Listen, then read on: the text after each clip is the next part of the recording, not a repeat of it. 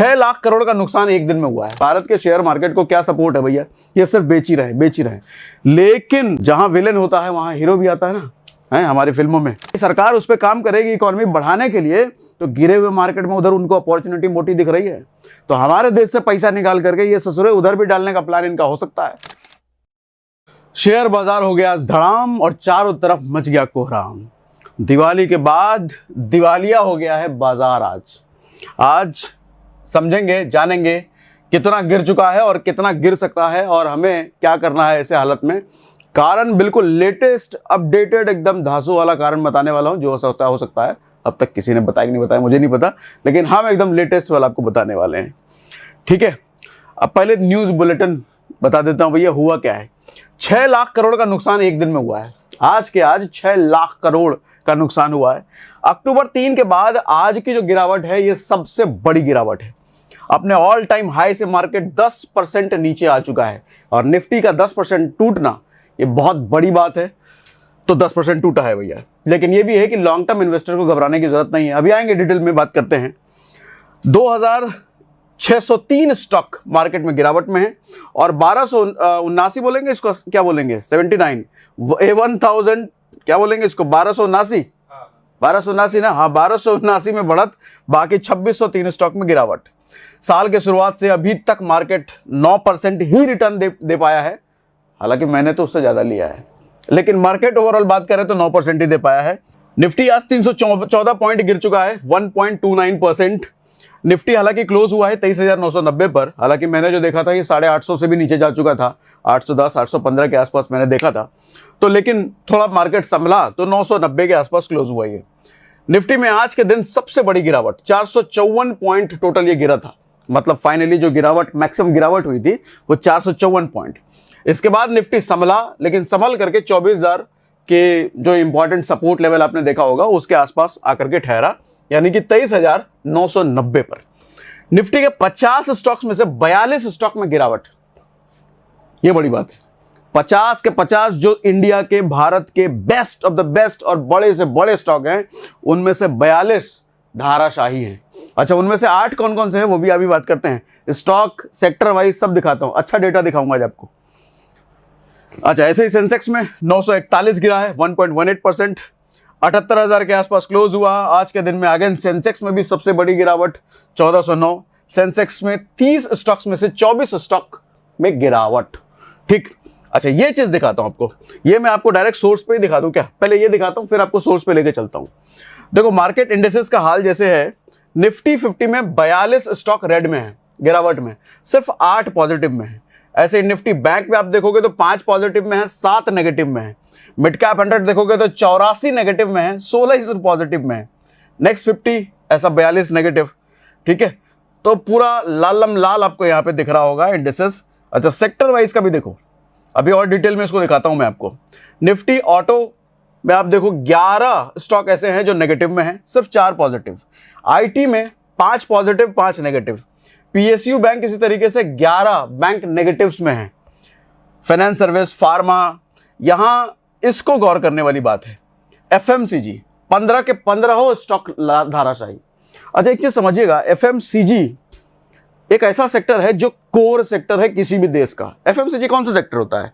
जो नॉर्मल घरेलू रोजमर्रा की चीजें, खाने पीने, तेल साबुन मंजन, ये सब चीजें जो हम इस्तेमाल करते हैं, अगर वो सेक्टर का पूरा सेक्टर ही डाउन है, सारे के सारे स्टॉक ही डाउन है, इसका मतलब एक चीज समझ में आती है कि लोग इन चीजों में शायद बचा रहे हैं, पैसा खर्च नहीं कर रहे हैं, और ये सिग्नल हो सकता है ठीक नहीं है। खैर अभी दिखाता हूं ये डिटेल आपको। रियल्टी का भी यही हाल है, मीडिया में 7 नेगेटिव में है, 1 पॉजिटिव में है। अब देखो इसका ओरिजिनल सोर्स आपको दिखाता हूं, ये मिला मेरे को मनी कंट्रोल पे। इसमें आप सेक्टर वाइज डेटा देख सकते हो। जैसे एक तो ये इंडेक्सेस है, तो निफ्टी 50 का ये हाल है। आप देखो यहाँ एक एक स्टॉक है, एक एक कंपनी है, पूरा लालम लाल शेयर है, बढ़िया लग रहा है ना। देखो ग्रीन का मतलब है ग्रोथ पे है, सिर्फ 4 ही कंपनियां ऐसी हैं जो आज पॉजिटिव में क्लोज हुई हैं। एसबीआई, सिप्ला, टेक महिंद्रा, एम&एम, महिंद्रा एंड महिंद्रा। ये जो ग्रे वाला आपको दिख रहा है, ये ना बड़ी है ना घटी है। बाकी आप इसके स्ट्रेंथ के बेस पे देख सकते हो कौन ज़्यादा गिरा है। ये सब ज़्यादा कंपनियां ज़्यादा गिरी हैं। ठीक है, इसी तरीके से आप बैंक में देख सकते हो, बैंक में PNB, AU small finance, SBI positive है, बाकी वो सब नेगेटिव है और ये अनचेंज्ड। सिमिलरली आप निफ्टी नेक्स्ट 50 देख लो, आप मिड कैप 100 देख लो, पूरा आपको लालम लाल ही दिखेगा आज। स्मॉल कैप 100 देख लो, पूरा लालम लाल। ये देखो, ये सबसे ज़्यादा लाल है, मतलब ये सबसे ज़्यादा गिरे हैं। ठीक है, ऐसे ही आपको सेक्टर वाइज डेटा दिखाता हूँ। आप यहाँ पे सेक्टोरियल इंडेक्स सर्च कर लो। ये रहा एफएमसीजी में जिसकी बात कर रहा था। एफएमसीजी में इमामी जो सबसे ज़्यादा लाल है, ये सबसे ज़्यादा गिरा है। ये 4 स्टॉक ऐसे हैं जो कि अनचेंज हैं, बाकी ये सब लालम लाल। पीयूसीयू बैंक, फार्मा, ठीक है, मेटल। ये एक अच्छा रिप्रेजेंटेशन है चीज़ों को समझने के लिए, कौन कौन से स्टॉक्स गिरे हुए हैं, कौन से अनचेंज हैं। ठीक है, अच्छा लगा ये देख करके। इसका लिंक मैं डिस्क्रिप्शन में मैंने डाल दिया है, आप चाहो तो खुद भी आप इसको देख सकते हो। वैसे आसान है, मनी कंट्रोल पे ये सर्च करोगे आपको मिल जाएगा। अब आओ आगे की बात करते हैं। अब कारण क्या रहा जरा ये समझते हैं, क्यों बाजार लगातार गिर रहा है। जरा इसको पहले जूम कर देते हैं हम। ठीक है, देखो पहला कारण तो कॉमन कारण है, सबको पता है, एफआईआई की सेलिंग चल रही है। जनवरी से लेकर के अब तक पिछले 10 महीनों में ये जो एफआईआई हैं, मतलब ये जो विदेशी इन्वेस्टर हैं, वो लगातार बेचे ही जा रहे हैं। 2,64,000 की लगभग बिकवाली अब तक हो चुकी है, और सिर्फ पिछले ही महीने 1 लाख करोड़ से ज़्यादा की उन्होंने बेची है, मतलब माल बेचा है, शेयर बेचे हैं, जो कि हिस्टोरिक सेलिंग है। अक्टूबर 2024 में अगर आप देखो तो 10 में से 6 महीने, अक्टूबर 2024 तक 10 में से 6 महीने इन्होंने सिर्फ बेचा है। तो इनकी तरफ से अगर हम कहें कि भारत के शेयर मार्केट को क्या सपोर्ट है भैया, ये सिर्फ बेच ही रहे। लेकिन जहां विलेन होता है वहां हीरो भी आता है ना, है हमारी फिल्मों में। तो DII, मैं इसको कहता हूं देसी इन्वेस्टर्स। हमारे देश के जो बड़े बड़े इंस्टीट्यूशंस हैं, बड़े बड़े इन्वेस्टर्स हैं, उन लोगों ने कमान पूरी अपने हाथ में लेकर के ये स्टॉक मार्केट को पूरा संभाला है। जहां ये 10 में से 6 महीने लगातार इन्होंने बेचा है, वहीं 10 में से 6 महीने इन्होंने खरीदा है, और खरीद करके हमारे मार्केट को संभाला है। ठीक है, सही बोला ना मैंने, कुछ गलत तो नहीं बोला। एक बार यहां दिखा देता हूं आपको। एक तरफ जहां एफआईआई ने लगातार बेचा है, DII यानी कि डोमेस्टिक देसी वाला लगातार खरीदा है। इस साल अक्टूबर तक 4,48,756 की खरीदारी ये कर चुके हैं। ऑलमोस्ट 2 गुना जितना एफआईआई ने बेचा है, उसका 2 गुना DII ने खरीदा है। तो मतलब इसको ऐसा आप समझो कि मतलब कोई डूबता जहाज है, कोई जहाज डूब रहा है, और कोई हीरो आकर के जहाज को अपने सीने पर लेकर के ऐसा पलट दिया वैसा ही कुछ फील आ रहा है DII को देख करके। तो ये बेसिकली प्राउड मोमेंट है। हमारे देश के इन्वेस्टर्स को इतना भरोसा है हमारे देश की इकोनॉमी पर, हमारे देश की कंपनियों पर, कि वो ऐसे समय में इन्वेस्ट कर रहे हैं जब बाहर वाले विदेशी, देखो विदेशियों का क्या है, उनको तो जहां मुनाफा मिलेगा उधर वो अपना पैसा डालेंगे। उनको मतलब नहीं है कि कौन देश की इकोनॉमी का इधर उधर, उनको जहां मुनाफा उधर पैसा डाला। ठीक है, लेकिन हमारे देश के डोमेस्टिक इंस्टीट्यूशनल इन्वेस्टर इस बात को समझ रहे हैं कि यहाँ पोटेंशियल है, हमारे देश में भयंकर पोटेंशियल है, तभी तो इतना मोटा पैसा डाला जा रहा है। ठीक है, पिछले 10 महीने में हर महीने DII ने खरीदारी करी है, हर महीने। अक्टूबर में एफआईआई ने हिस्टोरिक सेलिंग करी, और उसी महीने DII ने 1,07,254 की खरीदारी करी है। लेकिन इन सब के बीच देखो प्रेशर तो बनता है। एक पार्टी लगातार बेच रही है, वो पार्टी कौन, हमारे आपके जैसे पार्टी नहीं, वो बड़े एफआईआई, बड़े DII, वो एक बेच रहा है खरीद रहा है, बेच रहा है खरीद रहा है, पूरा युद्ध चल रहा है। लेकिन फिर भी हम भारी हैं, लेकिन फिर भी हमारी मंशा, मतलब DII की मंशा पॉजिटिव है मार्केट को लेकर के। अच्छा, दूसरा सबसे बड़ा रीजन है यूएस में चुनाव। अब यूएस में चुनाव आज है 4 नवंबर, और ये इसका रिजल्ट आएगा 6 नवंबर को। तो क्या 6 नवंबर के बाद मार्केट का हमको सेंटीमेंट पता चल जाएगा? नहीं, 7 के बाद पता चलेगा। क्यों 7 में बोल रहा हूं, अभी समझाता हूं।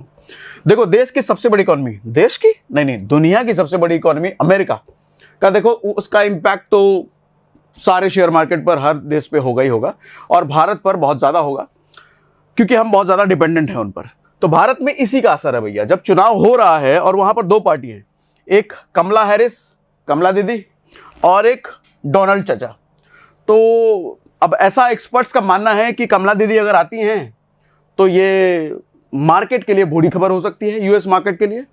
और जब यूएस मार्केट के लिए बुरी खबर होगी तो जाहिर सी बात है इंडियन मार्केट पर भी उसका असर होना ही होना है।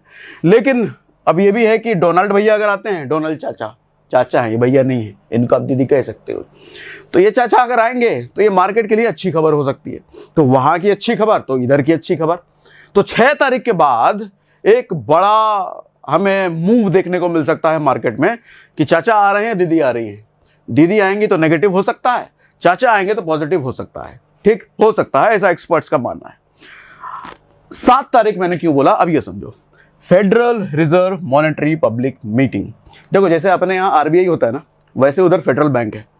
तो federal bank interest rate announce करेंगे। होता क्या है, इंटरेस्ट रेट जब ये अनाउंस करेंगे तो इंटरेस्ट रेट का बड़ा फर्क पड़ता है। इंटरेस्ट रेट अगर इन्होंने बढ़ाया तो देश की इकोनॉमी थोड़ा ठीक नहीं है। मतलब देखो कोई चीज़ हम अगर खरीद रहे हैं, लोन वोन ले रहे हैं, हमारे को महंगा इंटरेस्ट रेट पर मिलेगा तो मैं लेना अवॉइड करूंगा उसको। लेकिन इंटरेस्ट रेट अगर कम हुआ, सस्ता हुआ तो मैं ज़्यादा खरीदारी कर सकता हूँ, ज़्यादा हो सकता है लोन ले सकता हूँ। तो ये पब्लिक के फेवर में चीज़ें होती है। तो इंटरेस्ट रेट अगर बढ़ गया तो थोड़ा खतरे की घंटी हो सकती है, इंटरेस्ट रेट अगर घटा तो अच्छी बात हो सकती है। तो 7 तारीख के बाद इसीलिए मैंने बोला कि फाइनल सेंटीमेंट पता चलेगा। तो जितने ट्रेडर लोग हैं भैया, तो 7 तारीख तक थोड़ा सावधान रहिए, मार्केट से थोड़ा दूर रहिए, ऑब्जर्व कीजिए तो बढ़िया है, क्योंकि क्या होगा 7 तारीख तक पता नहीं। ठीक, असली खेल तो 7 तारीख के बाद ही पता चलने वाला है। अच्छा, एक और बड़ा कारण, चाइना स्टिमुलस प्लान। अभी देखो आपको ये पता होगा कि चाइना की हालत बुरी है, इकोनॉमी का बैंड बजा हुआ है चाइना का। तो जब किसी देश की इकोनॉमी का बैंड बजा हुआ होता है तो वहां की सरकारें पूरी कोशिश करती है कि उसकी इकोनॉमी को बूस्ट किया जाए। अब उसके लिए क्या किया जाए, जनता से, आम पब्लिक से कुछ ना कुछ इन्वेस्टमेंट कराया जाए, कुछ ना कुछ प्रोजेक्ट्स लाया जाए, बाहर से इन्वेस्टर्स को अट्रैक्ट करने के लिए कुछ स्कीमें, कुछ प्रोजेक्ट करे जाएं ताकि बाहर के विदेशी इन्वेस्टर्स आएँ। तो हमारे यहाँ जो FII की बिकवाली चालू है ना, सारे लालची लोगों को चाइना पर भी नजर है। उनको लग रहा है चाइना की इकोनॉमी भी गिरी हुई है, हालत बेहाल है, और चाइना की सरकार उस पर काम करेगी इकोनॉमी बढ़ाने के लिए। तो गिरे हुए मार्केट में उधर उनको अपॉर्चुनिटी मोटी दिख रही है। तो हमारे देश से पैसा निकाल करके ये ससुरे उधर भी डालने का प्लान इनका हो सकता है। तो एक बड़ा ये कारण भी हो सकता है कि ये विदेशी इन्वेस्टर्स क्यों बेच रहे हैं। बात समझ में आ रही है, सही समझा पा रहा हूँ? मुझे कमेंट बॉक्स में लिख के बताइए। ये तो कारण पता ही नहीं था, ऐसा लिख के बताइए, जल्दी से जल्दी बताइए, ठीक है। अच्छा, एक और कारण जो मैंने लास्ट वाले में बताया था, Q2 में रिजल्ट खराब आया था, Q2 में। मारुति सुजुकी जैसी कंपनी, ऑटो सेक्टर का तो देखो बुरा हाल है ही, एक मैं डिटेल वीडियो करने वाला हूं आप पे, उसमें ऑटो सेक्टर क्यों खराब हालत है, क्यों गाड़ियों की इतनी सेल खराब है, उस पर डिटेल में बताऊंगा। तो खैर अभी ये बता देता हूं, ऑटो सेक्टर पूरा खराब है, कंज्यूमर FMCG का हमने दिखाया है आपको हालत क्या है। तो Q2 का जब रिजल्ट खराब आया है तो उसका भी असर पड़ेगा मार्केट पर, ठीक है। अब बाजार में प्रॉफिट बुकिंग, अभी क्या चल रहा था, मार्केट अपने हाई को टच किया जा रहा था, हाई को ब्रेक किया जा रहा था, तो प्रॉफिट बुकिंग भी लाजमी है। अब विदेशियन जो था उनको तो प्रॉफिट बुकिंग करने हैं, अपने यहाँ के भी कुछ लोग तो इन प्रॉफिट बुकिंग करेंगे, ये नॉर्मल सी चीज है। तो एक उसका भी असर होता है। हालांकि इसका अपने यहाँ के प्रॉफिट बुकिंग का बहुत ज्यादा इंपैक्ट नहीं है, बाहर वाले जो FII हमने देखा डेटा, कितनी प्रॉफिट बुकिंग, कितनी बिकवाली उन्होंने करी है, उसका ज्यादा असर था। ठीक, अब हमको क्या करना है, पहली चीज पैनिक सेलिंग नहीं करनी है सर। देखो घबरा करके ये नहीं कि मार्केट गिर रहा है गिर रहा है गिर रहा है, जितना पैसा जो बन रहा है निकाल लो भैया, अब पता नहीं क्या होगा, अब शेयर मार्केट खत्म, देश खत्म, ऐसा नहीं होता। अल्टीमेटली लॉन्ग टर्म में स्टॉक मार्केट को जाना ऊपर ही है। वो पुरानी कहावत है नहीं, आदमी हो या स्टॉक मार्केट, अंत में जाना दोनों को ऊपर ही है। ठीक, तो आएगा मार्केट ऊपर ही, तो मार्केट ऊपर आएगा, लेकिन कितना समय लगेगा, अगले हफ्ते आएगा, अगले महीने आएगा, पता नहीं। लेकिन लॉन्ग टर्म, तो लॉन्ग टर्म इन्वेस्टर अगर आप हो तो अपने आप के लिए कोई टेंशन नहीं है। जैसे मैं लॉन्ग टर्म इन्वेस्टर हूँ तो मैं फ्री रहता हूँ, ऐसा टाइम तो अपने लिए अच्छा टाइम है, इन्वेस्ट करने का टाइम है, पैसा डालने का टाइम है, क्योंकि मार्केट अपने बॉटम को टच कर रही है, सपोर्ट को टच कर रही है। देखो वो बेवकूफ इन्वेस्टर होते हैं जो मार्केट भाग रहा है और पैसा लगाएंगे। वो ऐसा हुआ भागते घोड़े को पूंछ पकड़ने वाली बात हो गई। अरे औंधे मुंह गिरोगे, मुंह के बल गिरोगे, भागते घोड़े का पूंछ नहीं पकड़ते। जब घोड़ा बैठा है तब जाकर के उसको निहारो, उसको देखो, पोछो, करने देगा वो।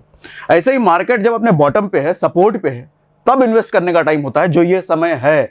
अगर आप लॉन्ग टर्म इन्वेस्टर हो तो 2, 3, 5 दिन वाले हो तो दूरे रहो भैया, आपके लिए तो मुझे लगता है कभी भी दिन नहीं है। ठीक, रीलुकअप इन्वेस्टमेंट, थोड़ा अपना इन्वेस्टमेंट जो आपने जिधर कर रखा होगा, SIP पोर्टफोलियो, स्टॉक पोर्टफोलियो, हो सकता है कई सारे ऐसे स्टॉक्स होंगे बहुत टाइम से आप सोच रहे होगे अरे ये सस्ते में मिले तो हम खरीदें, अभी सारे ही आपको सस्ते में मिल रहे होंगे, ये टाइम है खरीदने का। लेकिन आदमी इस टाइम पर डरता है अरे इतना गिर गया है, कहीं और ना गिर जाए, हम पैसा लगाएंगे रुके, इस चक्कर में पता चलता है अरे तो वापस बढ़ गया, यूटर्न ले लिया, तो अरे यार पैसा लगा देना चाहिए था। इस कसवकस में इन्वेस्टमेंट नहीं हो पाता चाचा। एवरेजिंग होता है। अगर आपको स्टॉक पर भरोसा है, आपके हिसाब से अच्छा स्टॉक है, गिरे इन्वेस्ट, और गिरे और इन्वेस्ट, और गिरे और इन्वेस्ट, इसको एवरेजिंग कहते हैं। अगर आपने स्टॉक अच्छा सेलेक्ट कर रखा है तो, या एसआईपी म्यूचुअल फंड में करते हो, अगर आपके पास अच्छे फंड हैं तो, खराब स्टॉक में एवरेजिंग ना करना, नहीं तो पैसा तो गया, डूब के जाओगे। ठीक। अच्छा, यहां पे एक चीज का ध्यान रखिएगा, हाँ, डीमैट अकाउंट का लिंक हमने डिस्क्रिप्शन में दे रखा है। अगर आपने आज तक कभी स्टॉक मार्केट में इन्वेस्टमेंट नहीं किया है तो हमने डीमैट अकाउंट में और पिन कमेंट में लिंक दे रखा है, वहां से आप अपना अकाउंट खुलवा करके mutual fund investing, stock market investing की जर्नी शुरू कर सकते हैं। और मार्केट से अगर अवेयर नहीं हो तो म्यूचुअल फंड में इन्वेस्ट करने का तो ये बेस्ट टाइम है। पैसिव इन्वेस्टर जितने हैं, जिनको मार्केट की ज्यादा खबर नहीं है, मार्केट में ज्यादा घुस के रहना पसंद नहीं है, म्यूचुअल फंड उनके लिए बेस्ट ऑप्शन है। तो एसआईपी करने का ऑप्शन मेरे लिए बहुत बढ़िया है। ये जिनको एसआईपी शुरू करनी है, एसआईपी में फंड बढ़ाना है, उनके लिए ये टाइम बहुत अच्छा हो सकता है। लेकिन हाँ, फंड सिलेक्शन आपका काम है, फंड मैं नहीं बताने वाला। ठीक है, समझ में आई मेरी बात? और सही एनालिसिस करके आपको बताया, मजा आया कुछ तो कमेंट बॉक्स में लिख के बताइए। जल्दी हो गया, बंद कर दो।